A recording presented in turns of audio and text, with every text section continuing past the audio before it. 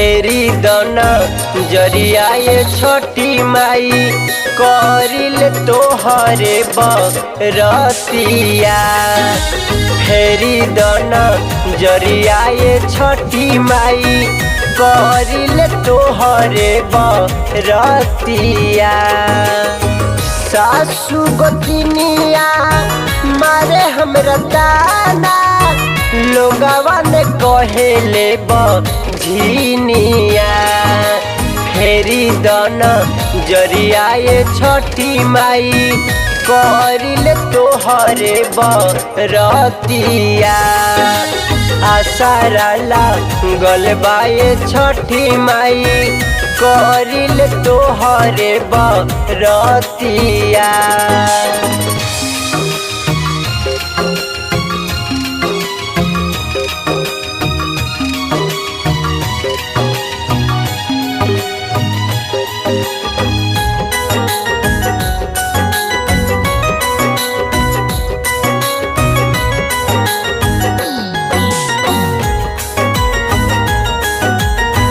अने धन सोना चानी भरल भंडार बा। एगो ललनवा बिना घर सुनसान बा। ए माई अने धन सोना चानी भरल भंडार बा। एगो ललनवा बिना घर सुनसान बा। हर साल व्रत करब ये हो छठी मैया दूर कर दुखवा विपतिया। फेरी दना जरिया ये छोटी माई करिल तोहरे बरतिया।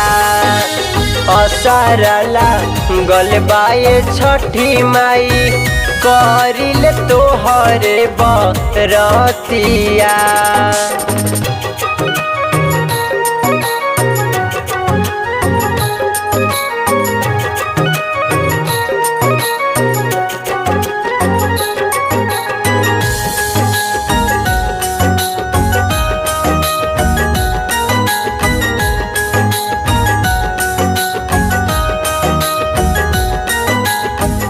जुगे से लाले दुखे बुझे न हमारे हो।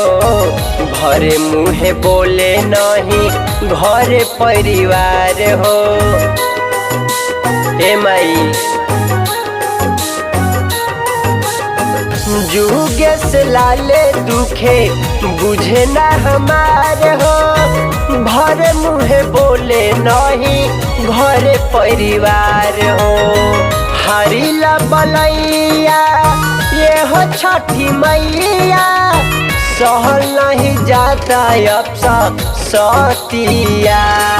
फेरी दना जरिया ये छोटी माई करिल तोहरे बरतिया।